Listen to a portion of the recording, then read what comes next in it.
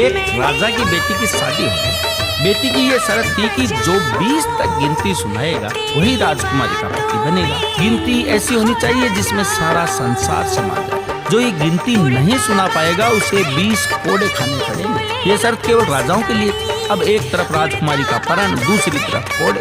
एक एक करके राजा महाराजा आए। राजा ने दावत का आयोजन भी किया, मिठाई और विभिन्न पकवान भी तैयार किए। पहले सभी दावत का आनंद लेते हैं, फिर सभा में राजकुमारी का स्वयंवर शुरू होता है। एक से बढ़कर एक राजा महाराजा आते हैं, सभी गिनती सुनाते हैं जो उन्होंने पढ़ी हुई थी, लेकिन कोई भी ऐसी गिनती नहीं सुना पाया जिससे राजकुमारी संतुष्ट हो। अब जो भी आता कोड़े खाकर चला जाता। कुछ राजा तो आगे ही नहीं आए।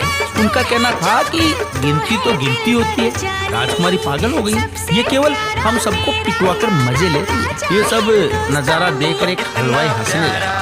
वो कहता है, डूब मरो राजाओ, आप सबको 20 तक की गिनती नहीं आती। ये सुनकर सभी राजा उसे दंड देने के लिए कहने लगे। राजा ने उससे पूछा, क्या तुम गिनती जानते हो? यदि जानते हो तो सुनाओ।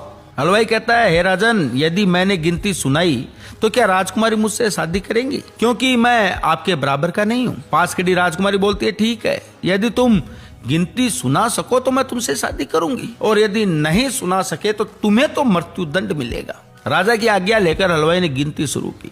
उसने कहा, 1 भगवान, 2 पक्ष, 3 लोक, 4 युग, 5 पांडव, 6 शास्त्र, 7 वार, 8 खंड, 9 ग्रह, 10 दिशा, 11वां रुद्र, 12 महीने, 13 रतन, 14 विद्या, 15 तिथि, 16 श्राद्ध, 17 वनस्पति, 18 पुराण, 19वीं तुम और 20वां मैं। सब लोग हक्के बक्के रह गए। राजकुमारी हलवाई से शादी कर लेती है। इस गिनती में संसार की सारी वस्तुएं मौजूद हैं। यहाँ शिक्षा से बड़ा तजुर्बा है, अनुभव जरूरी है।